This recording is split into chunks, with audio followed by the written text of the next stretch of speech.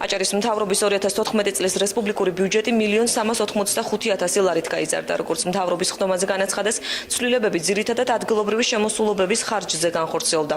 მთავრობის მთავარი გეგმა ფეხბურთის სტადიონისა და რესპუბლიკური საავადმყოფოს მშენებლობა. პროექტებისთვის ბიუჯეტიდან 750.000 ლარი დაიხარჯება. სტადიონისთვის ადგილი სავარაუდოდ ლეონიძის ქუჩაზე, ყოფილი ელექტროქარხნის ტერიტორიაზე გამოიყოფა.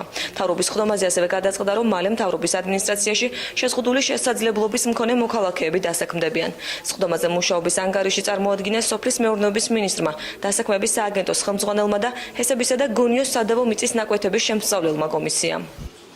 მოსახლეობის პრეტენზიებისა და უმაღლესი საბჭოს საბიუჯეტო კომისიის წელის გათვალისწინებით შეიქმნა შერეული სამთავრობო კომისია, რომელმაც უნდა შეისწავლოს სოფელ ახალშენში ეგრეთ წოდებული ტაშხანის კარიერის მოპოვებასთან დაკავშირებული პრობლემები. მოსახლეობა ითხოვს ამ პრობლემის შესწავლას, შესაბამისად შეისწავლის კომისია და ძალიან მოკლე ვადაში ალბათ ადევს შესაბამის წინადებსა და რეკომენდაციებს.